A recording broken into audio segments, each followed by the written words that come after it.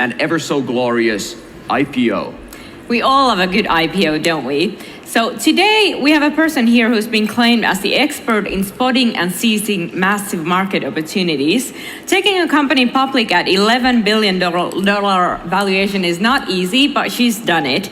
From building the revolutionary Apache Kafka platform to co-founding Confluent, which IPO'd as a decacorn, to now launching Oscular, which aims to protect organizations from digital risks, Neha Narkete is truly a trailblazer. She is. And Neha will be interviewed by Arjun Karpal from CNBC. So let's welcome on stage Neha and Arjun. Give a big round of applause.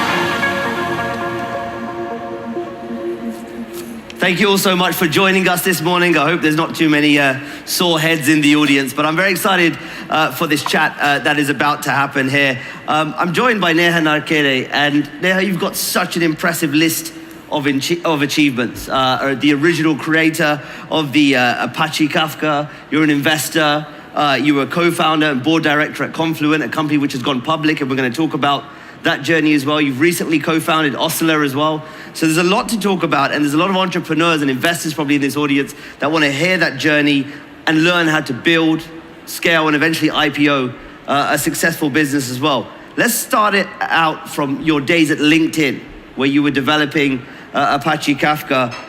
Just quickly, obviously, run us through what it is in case anyone doesn't know. But just want you to talk about that journey. What did you identify at the time that led you to think, hey, this is a good solution? Yeah, so LinkedIn, the experience was really cool. I joined LinkedIn in the hyperscaling years of LinkedIn. And at LinkedIn, I'm sure everyone's used it. We offer 24/7 data-rich experiences. But it turned out when I was there that the back-end data infrastructure did not allow data to be used in real time. And so that was a big problem. So initially, we didn't want to create Apache Kafka at all. We began by looking at external systems, and nothing would scale to hyperscale real-time data. And so we created Kafka with a fundamentally different architecture that allowed it to work at hyperscale in real time. And we thought that it wasn't just LinkedIn's problem. The whole world was trying to move to real-time data products. And so we open sourced it. And in a 3 to 4 year time period, it got used at thousands of companies. And today it's used by more than 80% of the Fortune 500. So it was a very exciting journey after open sourcing it. When you were developing it, you were trying to solve a specific problem at LinkedIn. Was there a moment when you thought, hold on, this could be a big commercial product, a good commercial opportunity? Did you even think it would be used that wide when you open sourced it? Over a period of time, I was recognizing that it was becoming more and more popular in the Silicon Valley tech circles.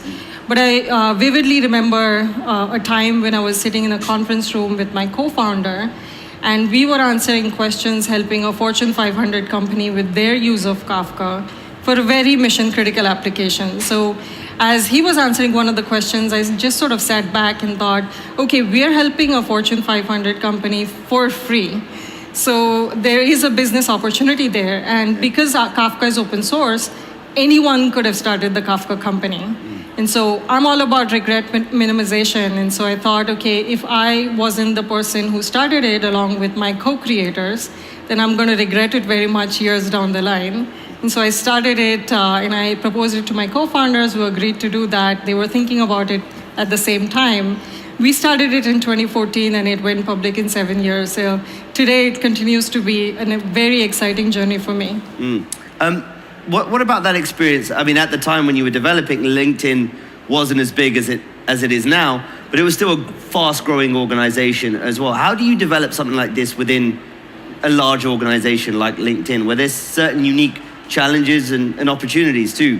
Yeah, so in LinkedIn, we At least I was working there during the scaling years, but we are still only 300 employees. And when a company is growing that quickly and that is small at that time, everyone has to do more than what they were doing.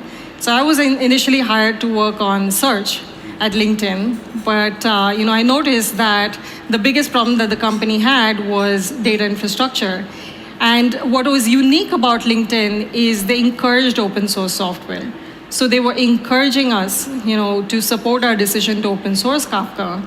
And so that was, the reason, and that is the philosophy that I developed is, as long as you work on the biggest problem the hyper-growth company is experiencing, you have a much better chance of making an impact.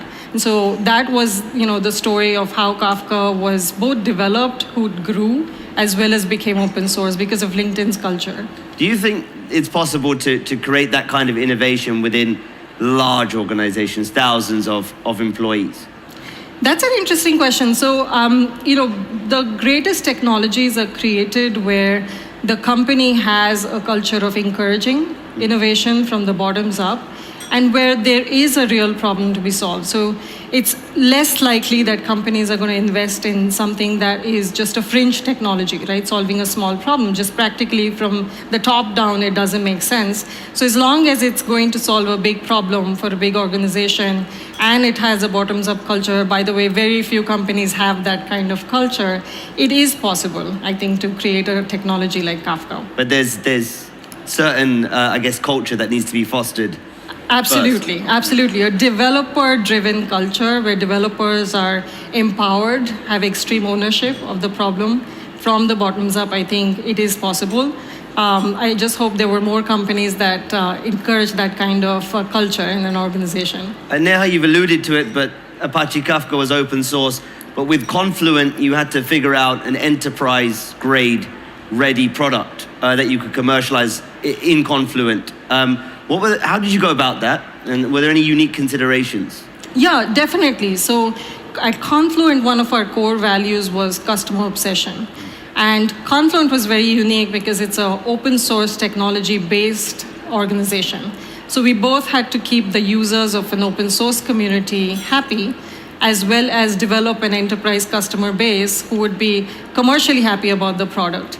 And so we developed a culture where there was a culture of, open sourcing features that would help a developer get started with using Kafka, but then develop a proprietary feature set that would help, companies become successful with, things like security management at scale. So that was really unique about Confluent is we were able to balance both, happy community of open source users as well as happy set of commercial customer base. Yeah. We'll get on to a bit more about Confluent and the eventual IPO of that company. But you built Confluent, went public, and now you're working on Oscilla, another company you co-founded as well. Why was now the right time to jump into something like this? And maybe just give us a quick brief about Oscilla.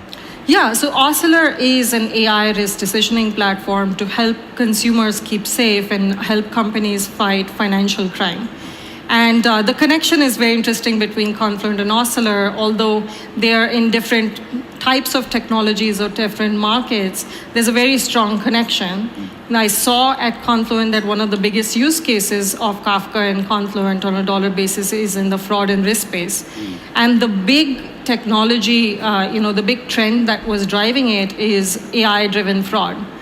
And because there was AI-driven fraud and a lot of data is required to, process all that data and information and make decisions in real time, I developed a, core experience of working with the largest banks, fintechs, payment processors to solve their problems. That's when I realized that it is not a fintech fraud problem. It is a data AI technology problem. And that is why Oscilla was created. Yeah.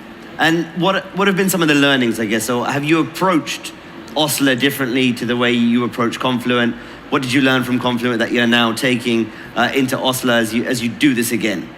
Yeah, this is interesting. So there were lessons from Confluent. There are some parallels, and then there are some, obvious differences.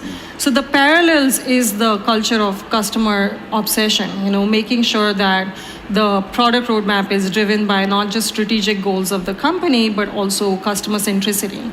So that's one. But the second big one is category creation. Category creation is something we were able to successfully do at Confluent, where we not just created a different product, we changed a mindset. We changed how people think about real-time data. And that is what we're doing with Oscillr as well, is we're changing how people think about financial crime.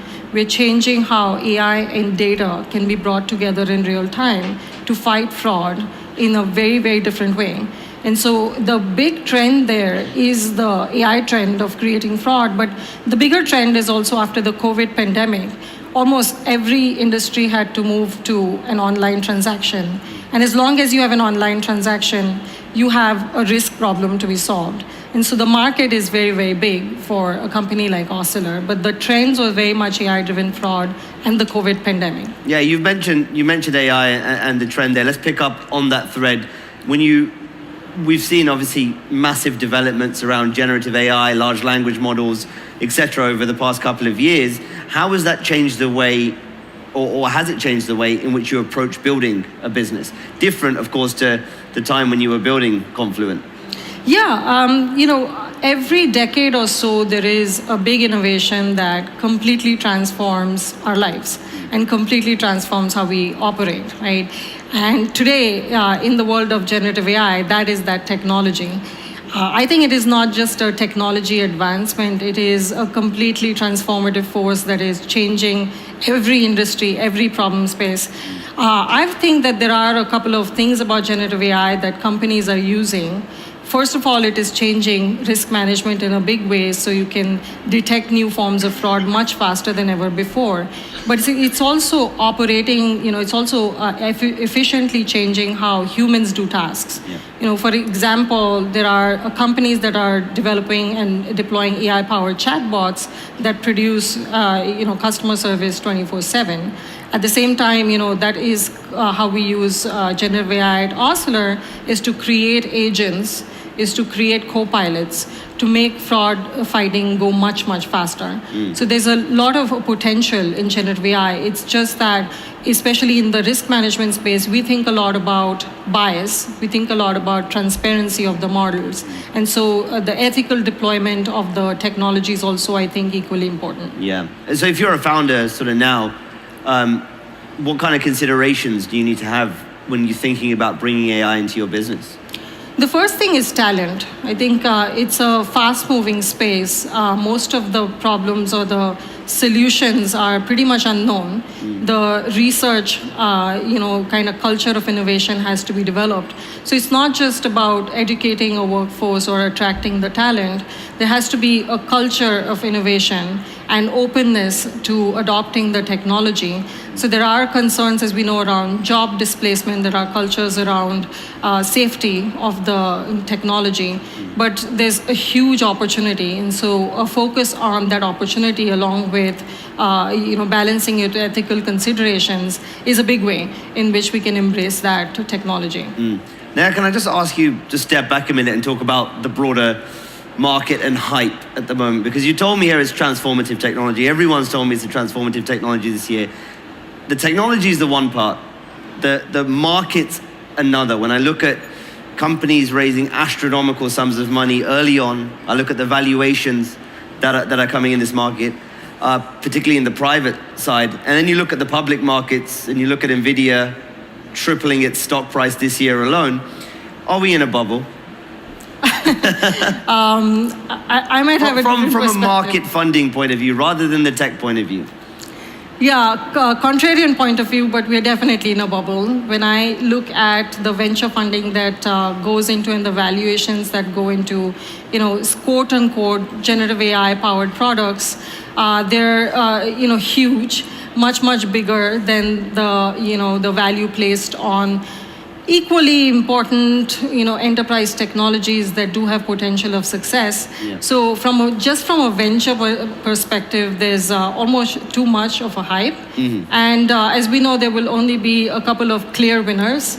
But the funding for essentially anyone who utters those words is actually pretty high. Yeah, it's it was like the equivalent of everyone putting blockchain somewhere in their company a few years ago. Now we're having everyone with their Now AI we in have a there. corrective phase. Yeah, but again, you make a good point. It's about the sustainable businesses, real businesses. When we look at the landscape now, you think about who's making money from AI. It's the infrastructure players right now. It's the Yes. Nvidias, the hyperscalers of the world, and their cloud businesses, which are growing quickly. But there's not a next level layer to that yet. Are you seeing new business models emerging at this point, or are we still experimenting, figuring out what that next layer looks like? Who's going to make the money off this? And I'm sure you hoping it's Osler as well. Yeah, as an angel investor as well, I've seen a lot of exciting companies emerge. The business model, I think, is kind of up in the air. People are going to experiment. Like with every big innovation, the adoption patterns are different, the buying patterns are different, and ultimately the go-to-market strategy should align with the adoption and buying patterns. So that's what I think has to be carefully considered. So if I were to contrast my experience with Confluent and Osler, Confluent is a very developer-oriented, bottoms-up go-to-market motion, very different from Osler, where the risk teams are top-down. It's a very sales-driven motion. So really knowing your customer base, doing that market research on what the adoption buying patterns are, is what will bring success. But we are still in that phase of evolution, which is very natural with something as new as AI, especially generative AI. And just the last one on AI, you mentioned the responsible and ethical considerations when developing this technology. As a company who is working with this technology, how do you approach that? Is it something you feel that the companies themselves should be in charge of, or does there need to be regulation alongside this? Interesting question, because there is a balance between regulation as well as companies doing the right thing. I think that regulations need to be thoughtful in order to balance what is right for public interest, as well as something that will encourage innovation. So I'm supportive of thoughtful regulations. I just think that industry leaders and regulators need to work together rather than in separation. But from a cultural perspective, in a business, there needs to be a culture of responsible innovation. So I'll give you an example. At Osler, one of the problems we solve is credit risk. And bias is extremely important of a consideration there, because you definitely do not want to rule out a certain demographic. Yeah. That is something we take very seriously, is bias analysis, testing methodologies, explainability frameworks. That is something that's very important. We take it seriously. We talk to regulators about our approach. So I think that it is a balance, but industry and regulators have to work together.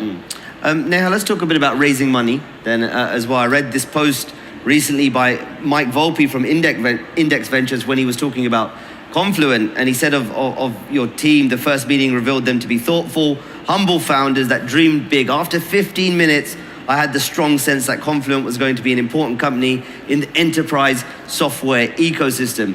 Osler, as I understand it, is self-funded for now. But do you have any tips for companies looking to raise money? How did you convince Index Ventures that you guys were the real deal? Well, for Confluent, it was a little different of a story. It becomes obvious when there is a user base that is in the thousands, and there is a company where, luckily investors like Index Ventures found us to be humble and have potential enough. But that's more of an obvious decision, right? There is a user base. With Osler, we will think about it differently. I think the big learning is when you're looking for investors, look for a partner, not just funding and the money aspect of things, because they're going to help you make big decisions.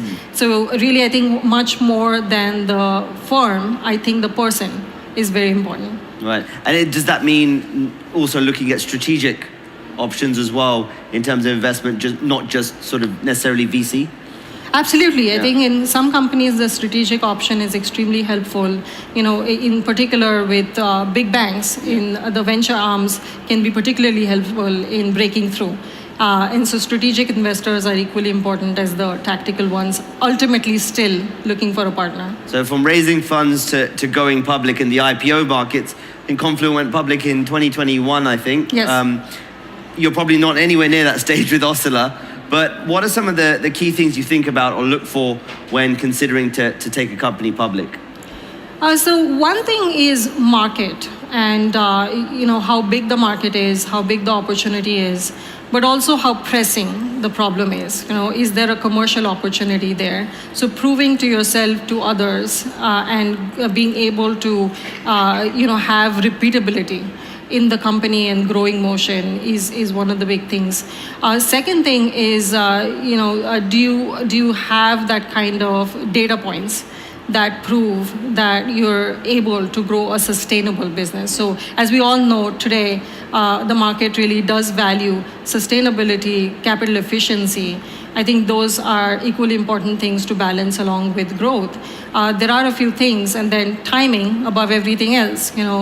Today we are not quite in a market that is going to encourage, just about okay kind of companies going public. So from an IPO readiness perspective, timing is also just practically one of the important things. Yeah, I was going to ask, have the markets changed? It feels to me, we watch tech stocks every day. Tech investors are a little bit more discerning about the companies they want to invest in. It's no longer these kind of high growth, but high cash burning, unprofitable companies. Profitability is now buzzy and sexy.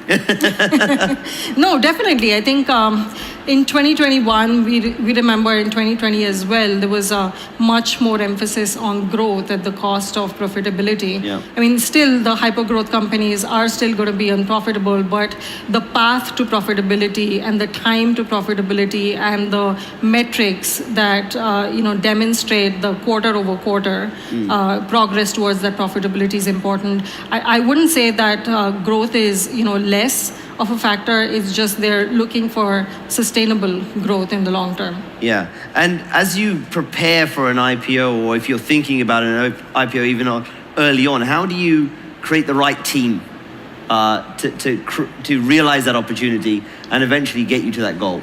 I think, just from a leadership perspective, at that point, you're trying to minimize unknowns and trying to get people who mostly have done it before, especially from a financial go-to-market perspective. So that, from a leadership perspective, I think it's a responsible thing for the company to do, is to evolve the leadership to people who have done it before. The second thing is responsible controls.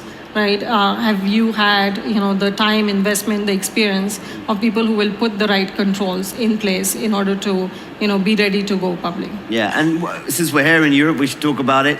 Europe's public markets for tech have been almost non-existent, really. Are there opportunities in Europe in terms of being able to become a serious hub of capital markets for large technology companies, in your view? I think there is a lot of potential.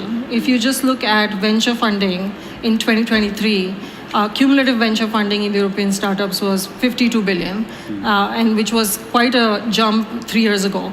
So there's definitely a lot of potential. I see a lot of interesting European startups coming up. They're growing fast.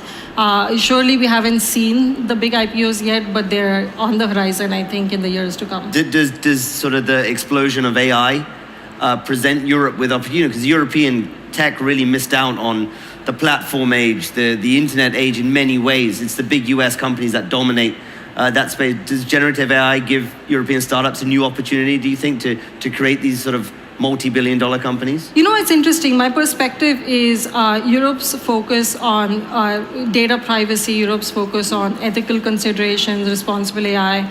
Just that is going to put European startups at a slight advantage when it comes to especially serving industries that put a lot of emphasis on privacy and responsible innovation. So from the readiness perspective, or from a cultural perspective, I think there's definitely potential in European startups to, I wouldn't say rival, but catch up to the market in US. Yeah. Now we've got a couple of minutes. I just want to talk a bit more about your experiences as an entrepreneur. I read out your big list of achievements at the start. Were there any moments along that journey where you had doubts? Can you pinpoint any of those moments and how you overcame them? Yeah, I think, I would say while growing Confluent, there was a unique situation there, which is the big transition was the move to the public cloud, just happening in the world. Serious, big enterprises were still in that sort of doubtful phase where there was a 5-year plan to go to the public cloud, but not so much a 1-year plan, right? But at the same time, Kafka was everywhere. So if we said that we were only a cloud SaaS-based product, we would have missed out and created competitors. So the timing of creating the cloud product was quite something as a CTO I was concerned or doubtful about, because it's almost like building two different products, two different businesses within the same company. So, the timing of introducing the public cloud product was one of those moments where we took the right decision, but it was in the first 2 years, I think 1.5 years, which is quite crazy for a startup to do. And Neha, just finally, what are you most excited about in technology over the next 5 years? At the risk of stating buzzwords, just based on my Oscillator experience, where I'm seeing interest from serious enterprises on how generative AI is creating an impact, is something I'm extremely interested in. I think there's hype today, but it is a technology that is completely transformed how every problem is going to be solved. And so the pragmatic, tangible value applications of the technology is something I'm super interested in. Neha, that was great. We went through a journey there. We went through your journey, and it was wonderful. Thank you for all your insight. A really fascinating discussion there. A round of applause for my wonderful guest, Neha Narkede. Thank you. Thank you so much.